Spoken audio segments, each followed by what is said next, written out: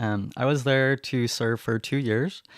While I was there, I only had about 3 months left. And one evening, my companion and I started to walk across the street, and I was hit by a bus. Uh, it was a big challenge for me. I was in a medically induced coma for 3 weeks in the hospital in Sao Paulo, Brazil. I was battling pneumonia, diabetes insipidus. I had a super respiratory virus. And within the first 3 days, the neurosurgeon did some tests and noticed that I was not having any blood or oxygen supply to my head.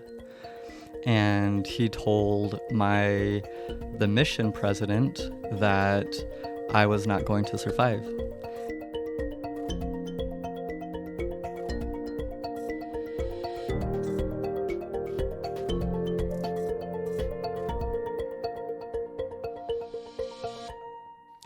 In our podcast, Hearing the Unheard, Stories of Transformation, we discuss a variety of sensitive subjects such as suicide, suicidal ideation, self-harm, abuse, and faith crisis. Viewer discretion is advised. Welcome to our podcast, Hearing the Unheard, Stories of Transformation, presented by Pause Wellness. I'm your host, Eric Stauffer. I'm very, very happy to welcome our special guest today, my friend, Britten Schenk.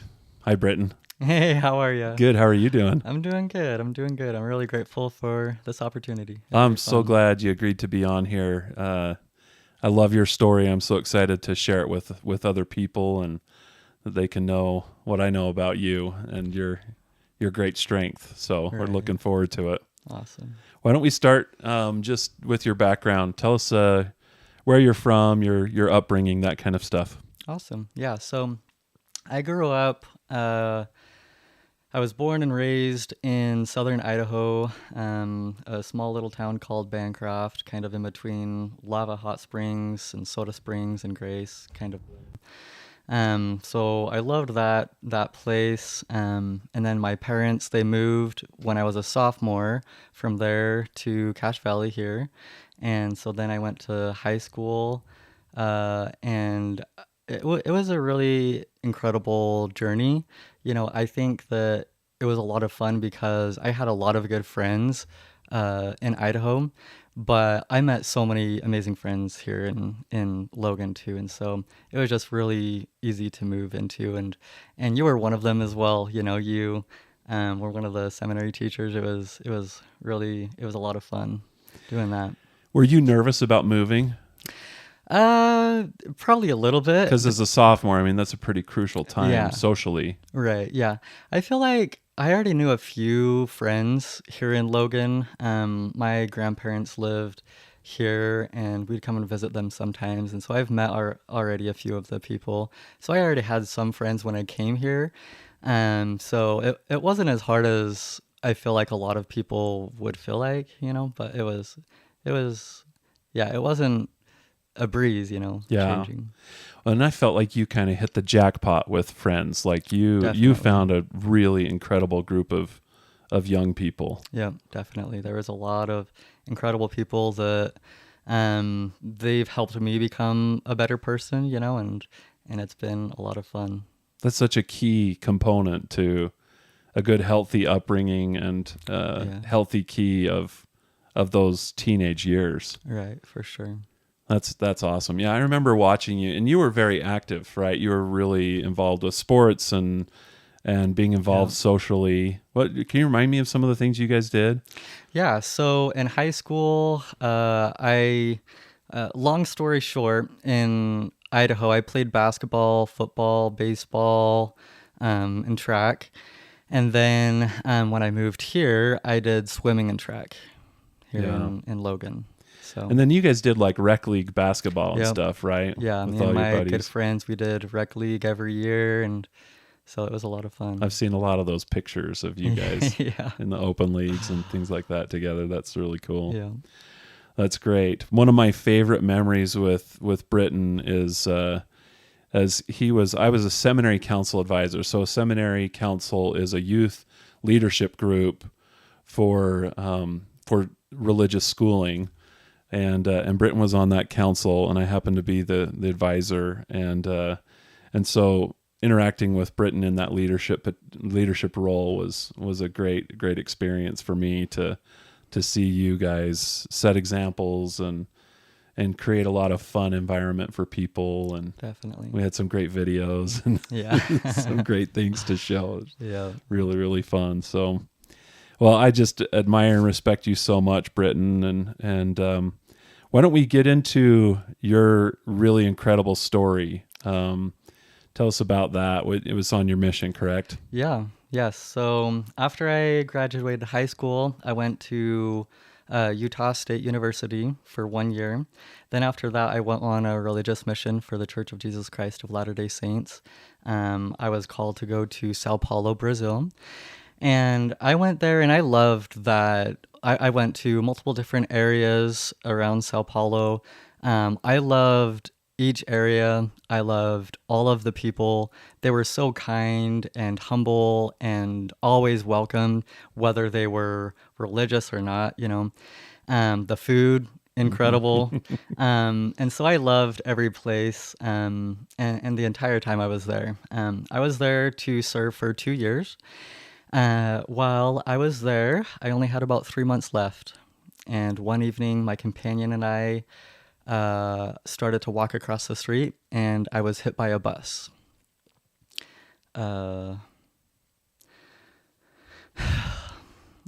It was a big challenge for me. I was in a medically induced coma for 3 weeks in the hospital in Sao Paulo, Brazil. I was battling pneumonia, diabetes insipidus. I had a super respiratory virus. And within the first 3 days, the neurosurgeon did some tests and noticed that I was not having any blood or oxygen supplied to my head. And he told the mission president that I was not going to survive.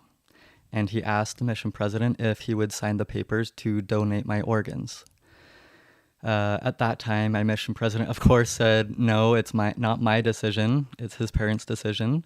And they were able to get the emergency visa to come and be by his side, and they'll be here the next day.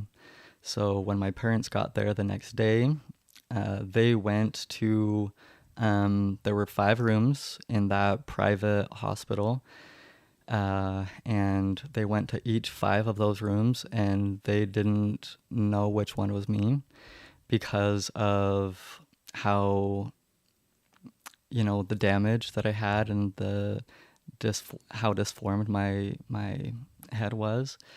And so they were trying to figure out which one was me, and the nurses kind of brought them back to one that they already passed and looked at and said, this is him.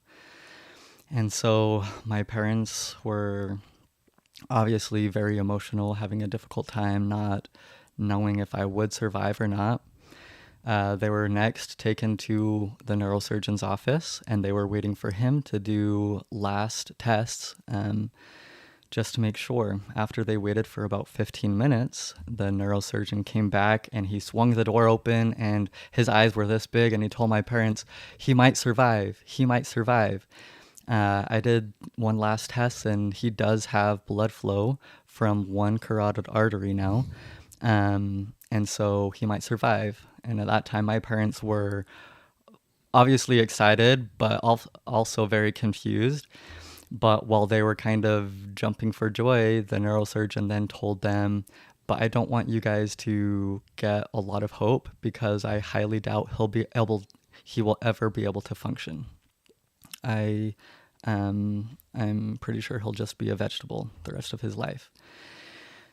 So at that time, although, the neurosurgeon told my parents that, my parents had so much faith in God.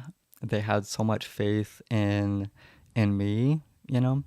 And so although that they were told that, they still believed that I would be able to function eventually, you know? Long story short, miracle after miracle, I was able to start functioning. They finally turned off the meds so that I would be conscious, and I was able to start doing a little bit of physical therapy. And once I started doing some speech with them, they noticed that I was diagnosed with aphasia, meaning on the left side of your brain is where your language center is located, and that's where I got the severe damage. That's where I was hit the majority of the damage, and so I completely forgot how to talk and read and write. I spoke in English and Portuguese fluent and Spanish pretty decent, you know, and so I had to relearn how to speak in all of those languages. So I was a 21-year-old having to relearn how to talk and read and write. I felt like a kindergartner, you know, and at that time it was so challenging for me because one other thing for me to add in there that is probably the most difficult that I had to accept was that I lost the majority of my vision. I'm completely blind on my right eye and blind on 3/4 of my left eye. So I can only see on the lower inside corner of my left eye. And at that time, my vision was so blurry. When they did the first vision test, it was 20 out of 220. So it was very poor, very blurry. I could barely see, you know. So at that time, it was very challenging for me because I didn't know. Before the accident, I had my life planned out. I was on cloud 9 at that time. I was finishing my mission. I already knew I wanted to be a dentist, and I already did a year worse going into pre-med. I had a girl waiting for me on my mission. And then after my accident, it kind of felt like my life shattered before my eyes. You know, I didn't know what to do. I didn't know if that girl was still going to wait for me. I didn't know if I would still be able to be a dentist. I didn't even know if I'd be able to drive. So yeah, my life was challenging with all of that. And that's just within the first 3 months, you know. I had a lot of difficult challenges, several years, you know, after that. But Can I go back and just ask you, I want to talk about that emotional impact that had on you, but can we go back just to the accident for just a minute? yes, yeah. Do you remember the accident? Do you I do remember not. anything? I don't. So the last thing that I remember was about around lunchtime that day. That's the last thing that I remember. And then the accident happened around 6 o'clock at night that Wow. evening. So that's all gone. Yeah. Your companion at the time, how has he was? I assume he's the one who gave the details as to what happened. Yeah, so I was actually his trainer. Mm-hmm. So he was pretty new there in Brazil, learning how to speak in Portuguese and everything, and I was kind of helping him out with that stuff. Was he an American? Yes, he was an American. He was a great companion. He was amazing. For him, since I was his leader, he was kind of following me everywhere, you know? And so before the accident, before we started to walk across the street, I looked on both sides of the road while we were both exhausted, you know, and he was just kind of following me. And I told him, all right, let's go. And I started to walk, but he felt a strong impression, stop, don't go. So he didn't start walking, and I took about 3 steps until I was hit. Right after I was hit, my companion told me that I was hit probably about 10 feet, and I was on his left side. Sorry, let me you're good. Go back a little bit. Yeah. So when I was looking across the street, there was a big post to the left of me. It was about a foot in diameter. And so I'm guessing I had a hard time kind of seeing what was coming. And it There's was like also a blind spot of the yeah, bus there. and it was also a Y-shaped road, what made it a little bit more challenging. So obviously I thought that we'd be good to go. So I told my companion, all right, let's go. I started walking. He did not. And so that's kind of where I was hit. He said that I was hit probably about 10 feet across, and I was on his left. It spun me in a 360-degree pattern to his right side, and I was hit on the sidewalk. Immediately, I was getting blood from my broken nose. I had a broken jaw. I was getting I had severe damage to my left ear. I was getting so much blood out of there and kind of from my ear, my eyes, and around my face.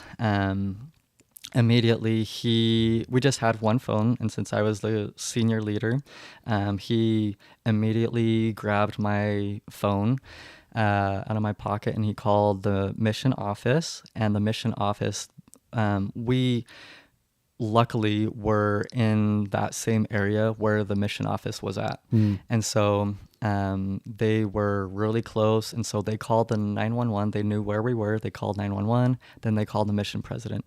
And so it took about 15 minutes for the ambulance to come and pick me up.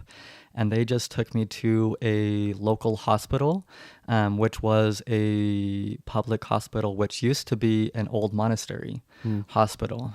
So it was a very old place, but it was the closest hospital that they took me there right at the beginning. But obviously, my companion, it was hard for him to react to that, I'm sure. I was going to ask about maybe how that affected him, the rest of his mission, even just emotionally. Yeah. How did that impact him? Yeah, I'm sure that he told me that was it. Kind of his brain was just fluttered, and he kind of felt really quick, okay, I need to call them, do that, do this, but obviously it kind of was a scar in his mind for a really long time on his mission. But he was a really great guy. He had a strong testimony in God, and so he decided to stay on his mission the entire time. Wow. During that entire time. So yeah. Oh, that's good to hear. Yeah. I can't imagine. I've witnessed a young man get hit by a car going about 55 miles an hour, and I think he flew, 15 feet in the air, distance of about 30 feet. I mean, it was traumatic. My. And that impacted me in it was awful. Like I became this like hovering parent protecting, because I had a little boy at the time. Gotcha. So I was so worried about him, but that does make an emotional impact. Yeah, I'm sure that's, exactly how he felt in it. I'm sure he still kind of has that thing running through his lingering mind. Effects, yeah. And that was 2012, 12 years ago. Wow. So it's been a while. Can we talk about your parents and the impact that this had on them? You said that they were very faithful. They were probably communing with God so much on all of this. And can you talk, obviously you can't, you could probably just relay what they've expressed to you, the impact that it had on your parents. Right. At the beginning, what happened was the mission president, he was from Portugal, but he was serving in Brazil. But he was able to, probably around 10:30 at night, call the leaders of our church here in Logan and asked them to, he kind of told them the accident. He didn't give them big detail on, how I was doing, if I was going to survive or not. He just kind of told them what happened. And so then the leaders, they called my parents at about 10:30 at night and asked if they could go and visit them. At that time, my parents were a little bit confused. Like, why are they, it's great to see the leaders again. Sure, we love seeing them, but why are they coming to visit me at 10:30 at night? Yeah. So they were a little bit confused. But when they got there, they told my parents what happened. Obviously, both my parents were very scared. They were a little confused and they were asking my leaders, is he okay? Is he going to survive? And the leaders were like, we sure hope, we believe he will. They were really trying to give a lot of hope, but they didn't know, and they didn't really know anything. And so, yeah, my parents were afraid for sure. Wow. So then they were able to get a flight, get the emergency visa, Yeah, and they get were able down to there. get that within about 3 days, which, emergency visas, you can get visas really quick, but even to get it that quick within 2-3 days, that's pretty quick. It's a blessing for Yeah. sure. Pretty So, miraculous to get down there. So then when they get down there, it probably wasn't all just like steady improvement of good news. There was probably a roller coaster experience for them. right. So up and down. Was there any moment where they were, I mean, I just imagine, to be frank about this, like I currently have a son on a mission, and Yeah. and I wonder if there would be a part of me that would be like, why did this happen to my son? Like we raise him to, we raise him to believe in God. We raise him to serve his fellow man. And then this happens. I can imagine just kind of this, I don't know, pity party moment for me. Like, why did God allow this to happen to my child? Did they ever have they ever expressed like they had that kind of a moment or feeling? I feel one thing that I'll tell you is probably about 2 years after my accident, there was another missionary that he was in a severe accident, driving a car, and he was T-boned. He was in a coma for 3 or 4 days, I think. But at that time, he was at the hospital at the or University of Utah hospital there. And that's where I was at too when I was transported from the Sao Paulo hospital to the hospital in Utah. I was there for 2 months. So this missionary, he was also there. But his parents, they were very discouraged and they were very frustrated and mad at God. Yeah.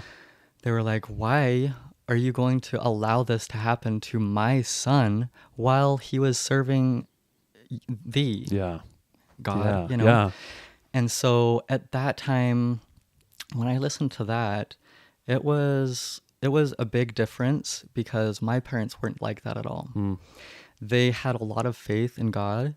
They believed that the reason that I was able to survive from getting hit by a bus is a miracle of its own. Right. So they believed from that moment on that God is the one taking care of everything. And so I feel like my parents, they had a lot of faith in God. They weren't, I'm sure that there were a few times where they were discouraged. They were a little bit afraid of, what's going to happen in the future and whatnot. But for the most part, they were very faithful from the very, very beginning. That's amazing. That's really, really amazing. That says a lot about their starting point on this, Right. and fortunately enough, they have this great story of survival to be able to share with people. And I kind of kept thinking as you're sharing the story with our listeners, spoiler alert, he survives, he's sitting right here, but you've probably learned some incredible lessons through all of this. Can you walk us through both some of the hardships? Obviously, physically, there's been hardships, sure, but yeah. what emotional and mental impact did this have on you? You talked about how you didn't know what your future was going to look like, and the girlfriend. What happened with the girlfriend, and those kinds of things. Those are pretty drastic things. Yeah, for sure. Right at the beginning,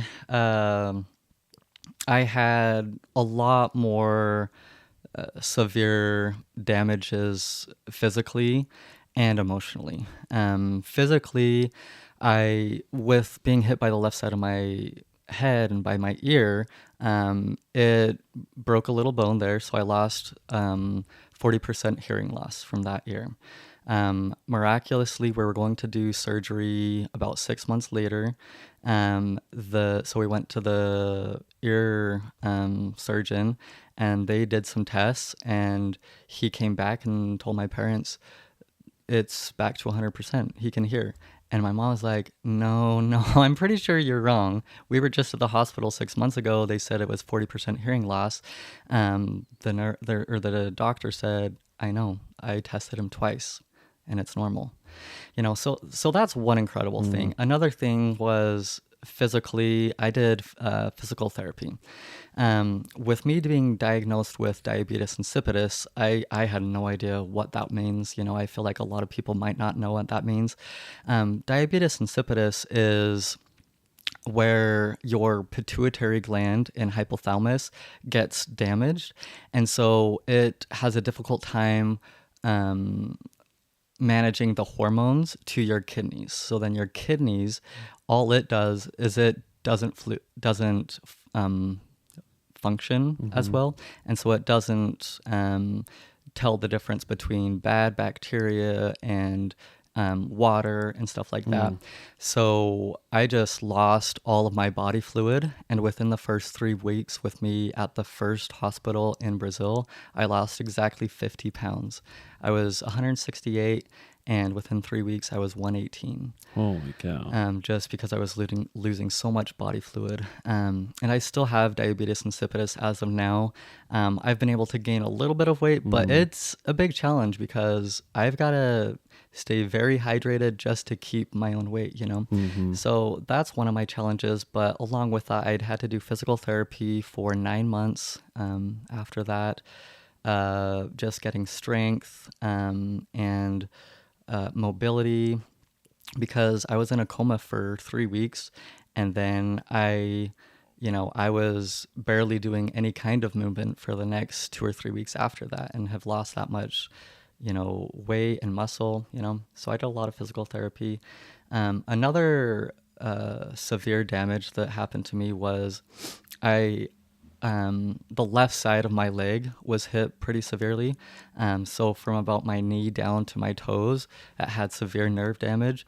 So it was so sensitive for the first year. It was very sensitive. Any kind of touch, it would be excruciating pain. I was able to, the nurses were able to give me some kind of pads to help make it a little bit more numb and stuff like that. So that helped a little bit, but it lasted for the first year, it was very severe, but it lasted up to about 3.5 years, or maybe even 4 years, until that pain was all gone and the nerves really regenerated itself well. But the other thing physically was speech therapy. That was a big challenge because, as I said, I was a 21-year-old and I felt like I was a kindergarten, having to relearn how to talk and read and write. Some examples were I didn't know anybody's names, my siblings' names, my parents' names. It took me 6 months to know my mom's name just because I would always say mom, know. And another thing was, cities, states. I didn't know where I lived. I don't know which mission I served in. I didn't know what country I lived in. I didn't know how to call a flower or a tree or animal, let alone the different kinds of flowers, trees, and animals, So my grammar was terrible. Reading was very difficult for me because, I was learning the alphabet, but also my vision was very, very poor. So I had to use specific glasses to help me see a little bit better, but that was a challenge. So I did speech therapy for 3.5 years. So, that was a challenge with that. My vision was probably the biggest challenge, though. My vision has improved, but I still can't see good enough to where I can drive. So I cannot drive a car, at least not legally. Mm-hmm. I'll say Yeah. that. We got a lot of country roads here in Yeah, northern Utah. right. Yeah. No, I mean, I've got a four-wheeler. I love driving that here Yeah. and there, but yeah, I can't drive a car. So things like that. So we're It's a talking challenge, but years and years of development and therapy and physical therapy. It probably wasn't like pain-free physical therapy and right. nerve regeneration. I know about that, and that is not fun. And it Mhm. took 4 years for that. Was there, I mean, how much discouragement are we talking about here? And did it reach levels of depression or anxiety? How did this impact you emotionally? Definitely. Um, One last thing that I'll say that made it even harder was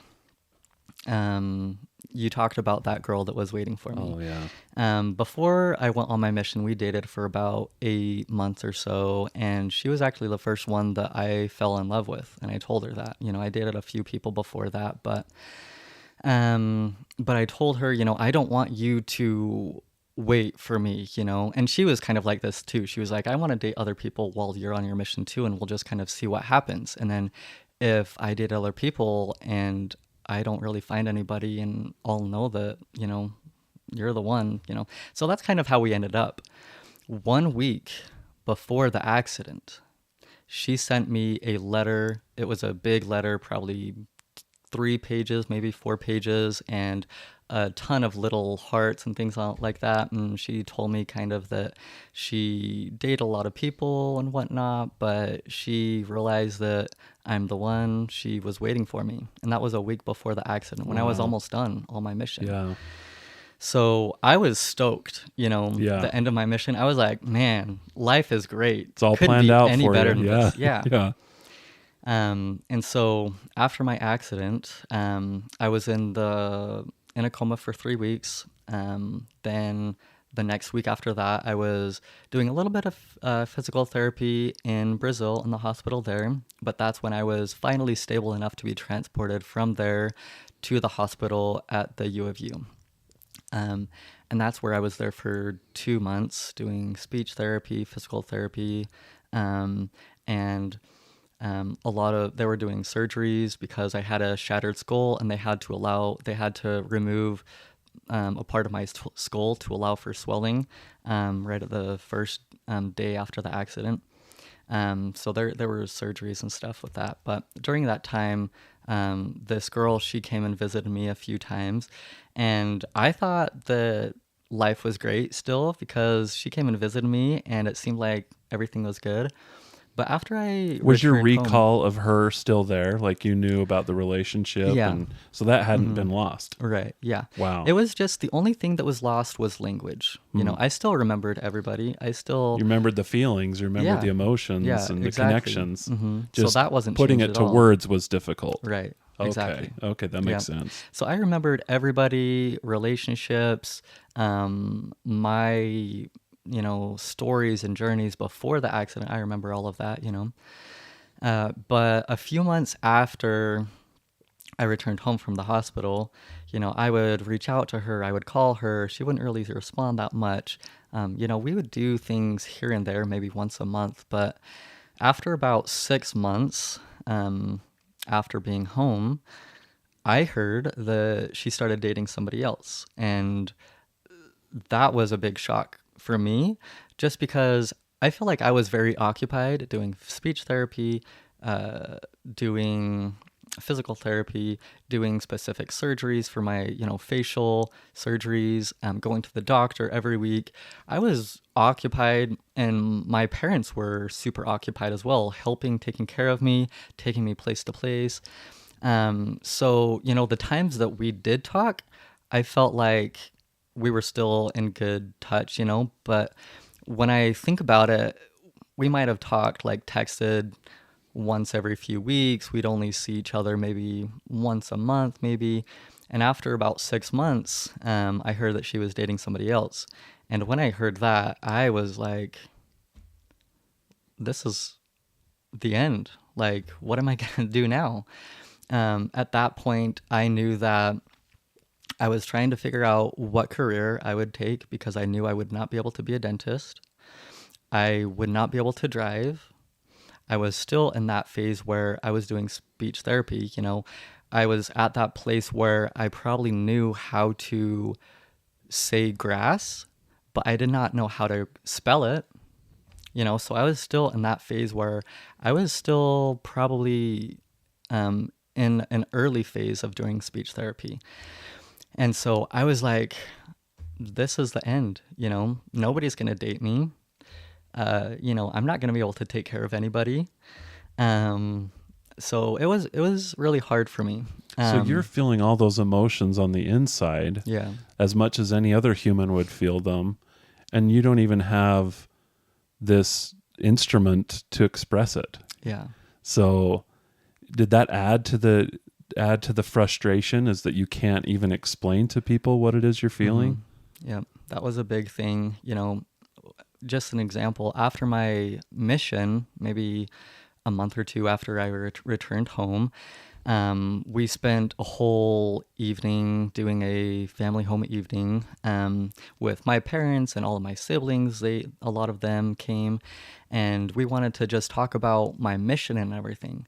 And I was so excited to talk about it and to explain all of my incredible stories and journeys and all of the things that happened. But I could barely share anything because I didn't know how to talk and explain things well and share my feelings and things.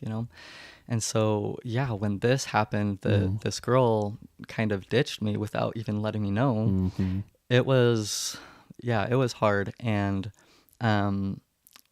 before the mission, I feel like I've had multiple challenges in my life, but I never had anything close to this.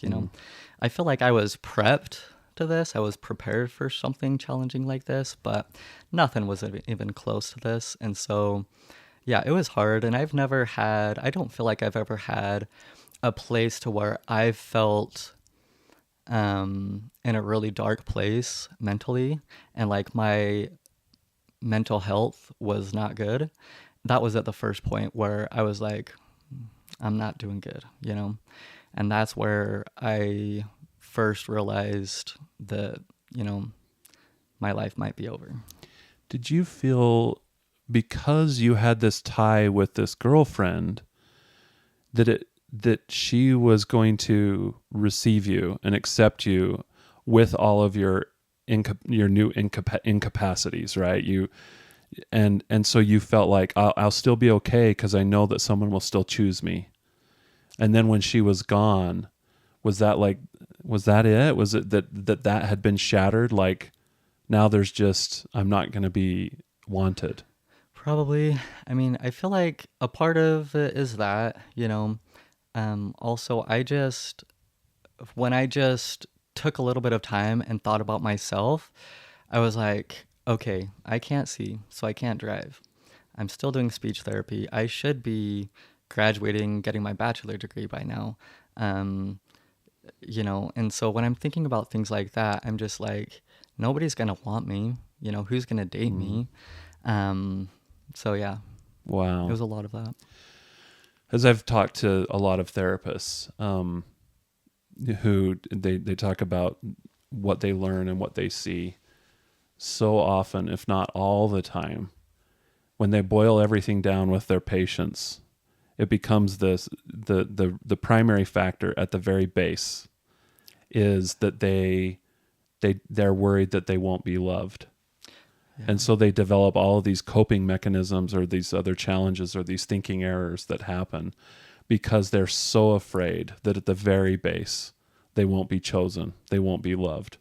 Yeah. And so you're saying that's where you got to. Yeah, that's exactly how I felt right there. And another thing, I wish I could explain everything right now, but we just don't have enough time, obviously. Yeah.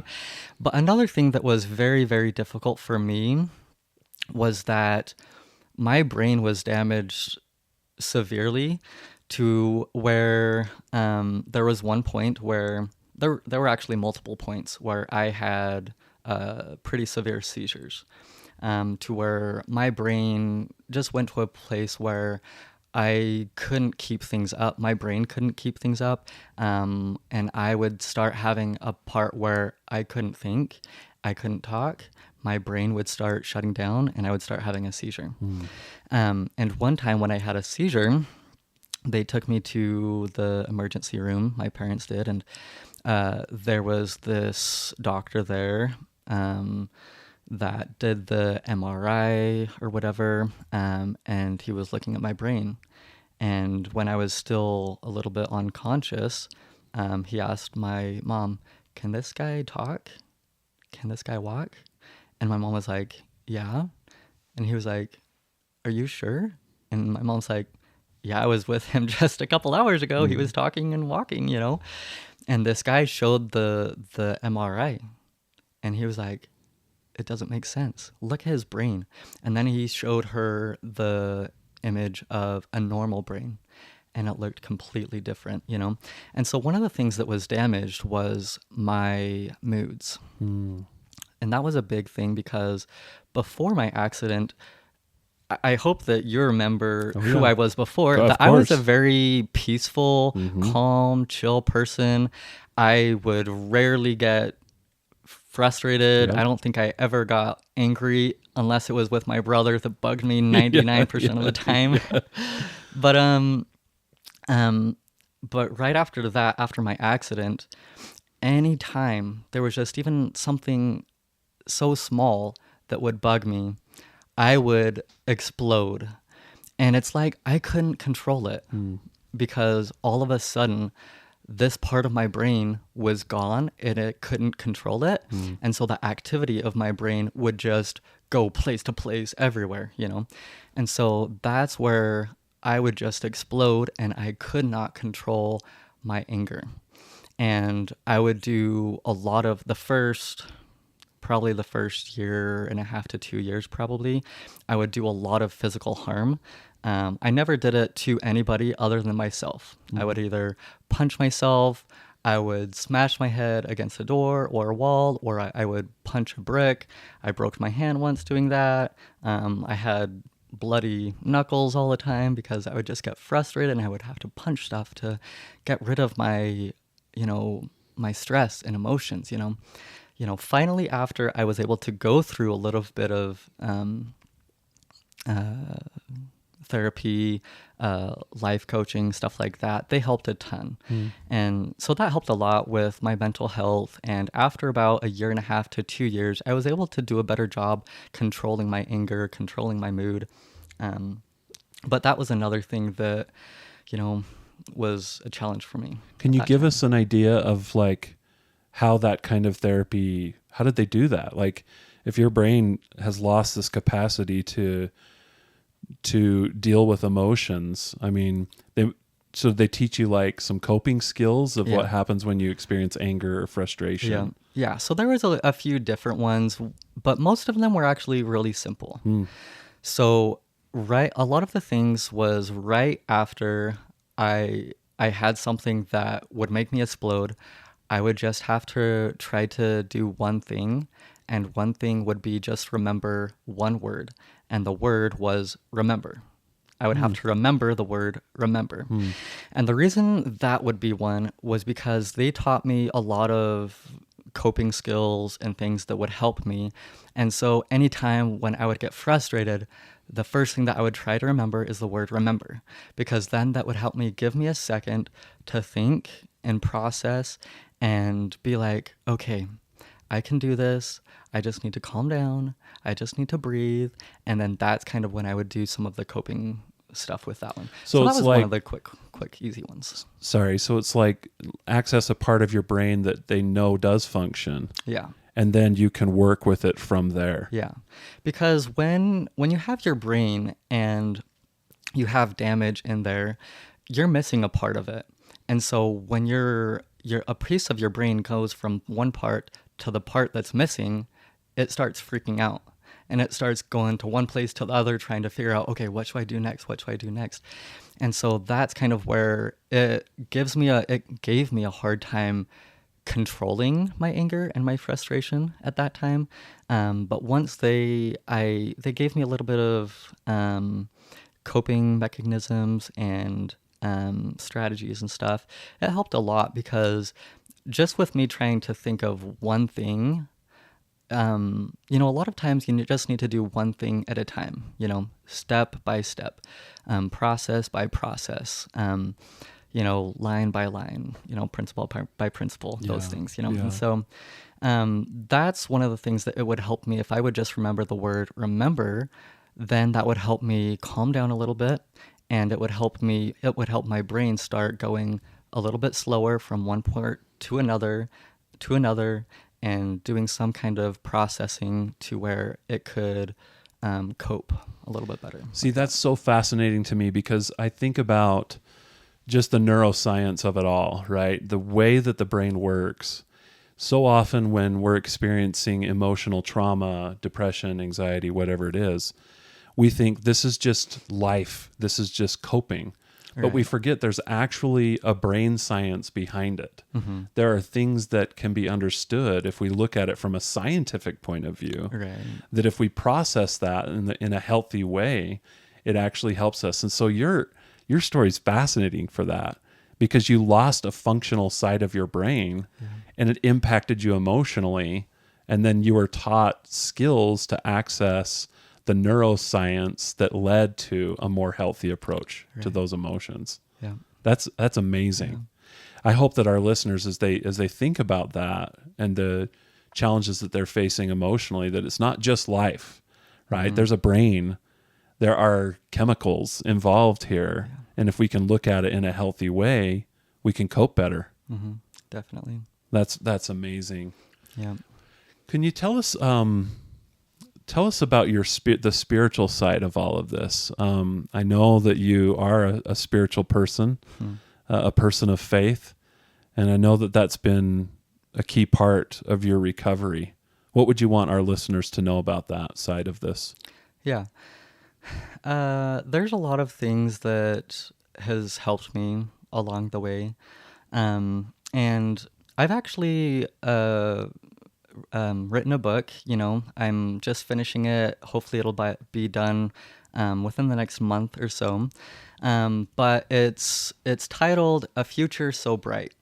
And this book, it's about my story, all of the stuff that I've gone through. It explains every detail from the first second to until now, but at the end it shares a few of the things that I've learned that has really helped me be able to go through this challenge and realize that I'm not alone, and realize that I can do it with a support system, and one of them for me was God. Having strong faith in Him, trusting Him, and knowing that, one thing that I've learned along my journey, not just since my accident, but even before that, as I said, I've had challenges before, and along that way, one of the things that helped me was my faith. And so I would do a lot of studying the scriptures and stuff. And so I found a lot of scriptures that talks about God understands us. He knows us. And with that being said, He knows our strengths. He knows our weaknesses. He challenges us because He knows that we can become better people, that we can become stronger, and that we can become a little bit more like Him. But the majority of the time, how we can do that is by having challenges. But He won't give us challenges to where it'll be too much to us to not be able to handle that challenges, as long as we're with God, as long as we have Him in our lives. So that's one of the things that I've loved. And, that's one of the things that I believed in before my accident. But after my accident, that's where I was able to become a convert and know for a fact that that is true. Because I have felt His love and care, His peace, and He has blessed me a lot with, a lot of things. And I know that I would not be able to have gone through 99% of all of those challenges without God, you know? And just one thing to add in there is, yeah, that girl that waited for me and kind of ditched me for the first little while, for the first long while, I should say, probably up to about 3 or 4 years maybe after she ditched me. We've talked about it, and, I always tried to be a good person and say, hey, it's okay. I forgive you. I know that, like, she apologized to me multiple times after that, after we talked about it. And so there was multiple times where I would be like, it's okay, you're great. I still want to be a friend with you. And we are still friends. She's amazing. And we're still good friends. But it took me a while to actually forgive her. But I feel like one of the parts that helped me forgive her was because of God and seeing the love that he has for me, for his children. And so that's kind of one of the things that has helped me forgive her. And I think that's another thing that helped me find my wife. I'm married now. I have 2 wonderful daughters, and these 3 make me so happy, and I'm so grateful for them, and I know that I couldn't be without these 3, And so I'm really grateful for all of this. It's been a crazy journey. But there's been a lot of people that have asked me if I could go back, would I change anything? If I could go back to the accident, would I change that? And, maybe if they would have asked me just a few months after the accident, I'd be like, yeah, I would change it. Yeah. But in the long run, now that I think about it, I'm like, I wouldn't, I think just because of my faith in God, I know that he challenges me because he brought me to a place where I am so happy and loved, and I have found so much peace at this point to where I don't think I would have been able to find this much of joy and courage and strength to be able to go through all of this without him as well. So it's so interesting to hear that. I recall recently hearing an interview that someone was interviewing Stephen Colbert, and he was talking about trauma and pain in life, and he said in many ways, as much as we don't want pain or trauma, that is the human experience, and if we were to take away pain or trauma, we take away what it means to be a human. If we take away pain, we also take away the opposite of that pain, and knowing what the opposite of that pain is, because the greater our depth of pain, the greater our depth of pain, the greater our capacity to love and understand the other side of that.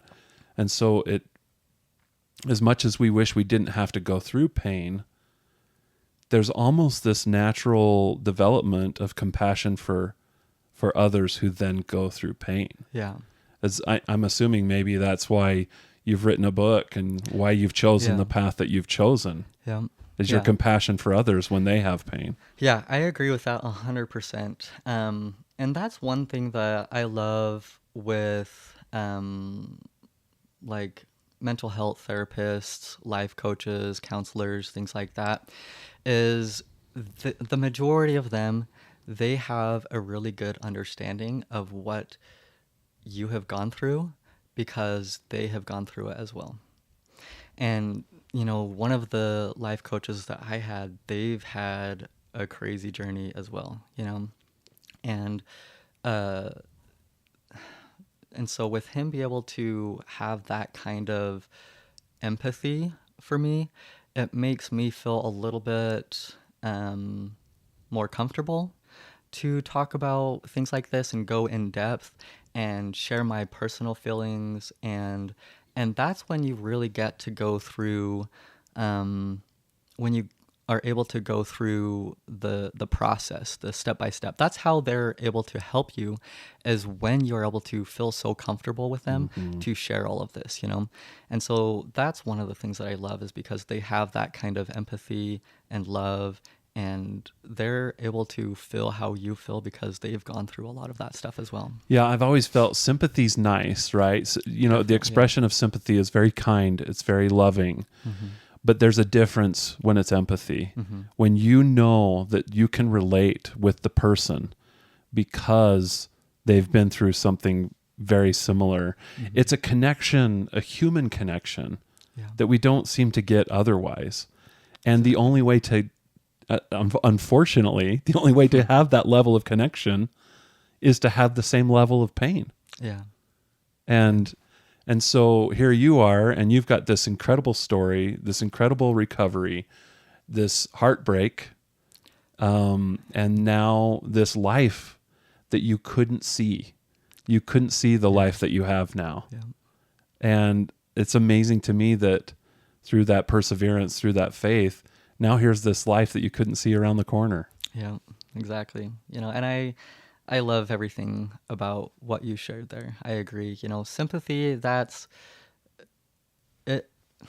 It's really good. You know, that's where you can try to really feel bad for somebody, because you do. You feel bad, you know, but that's where you don't really have a good understanding. And when you can understand, you know, have a good understanding of what they went through, it's more of, that's where you get more like become a friend, rather than just somebody that, you know, you feel bad for what they've gone through. But It's weird, because you don't want to encourage someone to experience pain so they can get to a level of empathy. yeah, But at the same time, maybe that's something we can try to remember when we are in pain, is that on the other side of this, there will be this new capacity within us to love in a level we weren't able to before. It's just hard to remember that when we're in the pain. You probably didn't realize your wife and your two daughters I didn't. were around that corner. That was a blind spot for you because of the pain. Exactly. Man, Britten, I'm so inspired by your story, and there's probably so many more details of that. Thankfully, you have this book that we can share with people. Yeah. And that you're saying that so our listeners know that's coming out shortly. Yeah, should be within the next month. I'm just going to start selling it from Amazon, but it's called A Future So Bright, and then the subtitle is The Inspiring Story of Britten Schenk. But yeah. That's fantastic. I remember, maybe just in closing with this, I remember that there was a quote that you shared from President Monson? Yeah. That kind of became like a tagline for you. Maybe you could just share what that line was and what that means to you. Yeah. And I forgot to tell you, I was going to tell you why I put that as the title of the book. Yeah. But so I'm glad you brought it up. So the reason I put the title of the book, A Future So Bright, is because of this quote by one of the prophet leaders of the Church of Jesus Christ of Latter-day Saints, who was Thomas S. Monson. And this was back in 2011 when we had this quote. But it's just a year before your accident, right? Yeah. And the reason I love this quote so much is because I took a picture when I was on my mission, and I sent it to my mom, and it's, you know, my favorite picture. It's a picture of me and my companion walking up a mountain, and it's a beautiful picture. And so I sent that email to my parents, and my mom she loved that too, so she was going to make a frame out of that and give that to my dad for Father's Day. And so she was thinking, I want to put a quote in here to make it really cute and awesome. And so she was like, okay, what quote should I put in here? But after she thought for a few weeks or something, she couldn't really think of one. But then I sent them another email, and I added this quote in there of Thomas S. Monson. And it's, He kind of used a scripture part of this as well, but it's fear not, be of good cheer. Your future is as bright as your faith. So then, my mom, she put that quote in the picture there. So then what happened almost a year after that was my accident. And so then when my parents they got their emergency visa and they were going to Brazil to stay by my side. When they were leaving their house and they were going to the airport, they pulled out of the garage and immediately my mom was like, she thought of that quote. And she was like, wait, Dad, stop. I'll be back in a second. So she sprinted out. She ran in the house. She just grabbed a small little poster and wrote on it, the future is as bright as your faith. And so she brought that poster with us. She took that to Brazil. She taped that right above my my bed at the hospitals there in Brazil. I went to 2 hospitals in Brazil. And then when I was transported to here in Utah, I went to 2 different hospitals in Utah as well. And every place that we went, she brought that poster with us. And so that's been kind of my quote that I love so much. And it's been another thing that it's helped me have more of a positive attitude. Not only have faith in God, but also know that there's another quote that I love that was by Dieter F. Uchtdorf, and he said, happiness is the destination, but it is also the path. And so I love that where, we're supposed to enjoy our long-term goals, but also along the way, we're supposed to enjoy it. We're supposed to love life and enjoy all the little things as well, And so, that quote was another thing that just helped me remember, hey, it's okay. The future is as bright as my faith. That's so beautiful. It's almost, poetic that quote talks about light, and you experienced literal blindness. Yeah. We've seen elements of that all throughout this story as you've shared it. The bus was in a blind spot. You were hit. The accident brought blindness. Mm-hmm. The heartbreak caused you to not be able to see how there's a future ahead.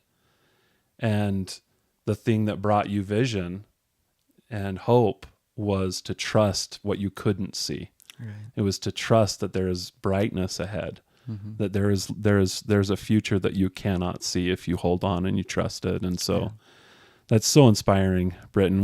I'm so thankful that you were willing to come on and share this story. And we hope that our listeners will go and read your story and get your book. Awesome. We'll provide the links for that as they become available, so that our listeners can know where they can find the rest of your story. And just thank you for all you've shared with us. We appreciate your time and willingness to do so. Of course. Thank you as well. Thank you, Britten.